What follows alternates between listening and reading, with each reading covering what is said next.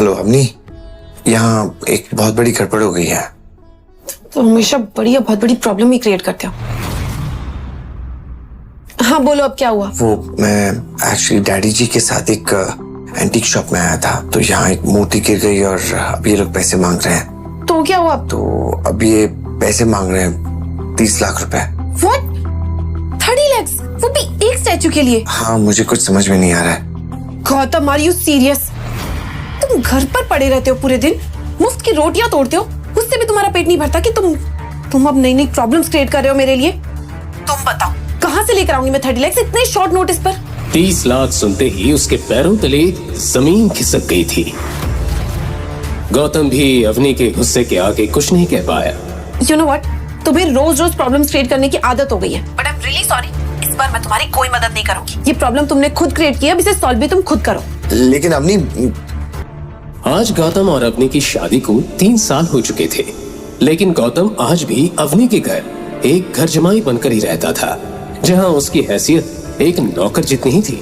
वो नौकरों की तरह कभी सांस की साड़ी आयरन करता, तो कभी अवनी की गाड़ी साफ करता।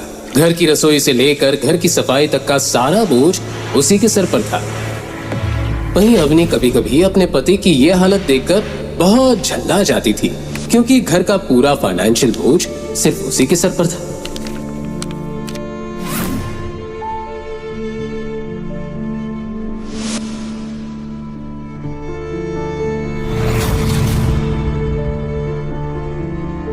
लेकिन अम्मी, ये स्टैचू पापा के हाथ से टूटा है, इसमें मेरी क्या गलती है?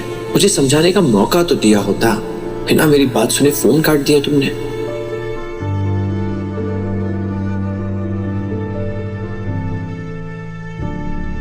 क्या हुआ मिस्टर? 1 घंटा हो गया, लेकिन अभी तक ना पैसे आए और ना तुम्हारी मदद के लिए कोई आदमी। ऊपर से बुढ़ा शॉप से भागने की कोशिश कर रहा था। वो तो अच्छा हुआ गार्ड्स की नजर उन पर पड़ गई, वरना ये तो रफू चक्कर होने का पूरा प्लान बना चुके थे। देखिए मिस्टर, 2 बज रहे हैं। अगर 5 बजे तक तुमने इस एंटिक स्टैचू के पैसे नहीं भरे तो मैं पुलिस को बुला के इस बुढ़े को अंदर करवा दूंगा, और इन बॉडीगार्ड से तुम दोनों की खातिरदारी कर लेंगे। समझ में आई मेरी बात? जी सर, समझ में आई। बस 2 मिनट दीजिए, हम फिगर आउट करते हैं। पापा जी, ये हमें यहाँ पेमेंट किए बिना जाने नहीं देंगे। लेकिन मैं जेल नहीं जाना चाहता, प्लीज तुम कुछ करो ना। तुम मेरे बदले जेल चले जाओ। वैसे भी मेरे परिवार ने 3 साल तक तुम्हें रहने के लिए छत दी है, इतना तो कर सकते हो ना तुम मेरे लिए। डैडी जी, मैं जेल तो चला जाता, पर ये लोग काफी स्ट्रिक्ट हैं, ऐसे नहीं छोड़ेंगे। आपने देखा नहीं वो मैनेजर कैसे धमकी देके चला गया। तो फिर पैसे दे दो ना।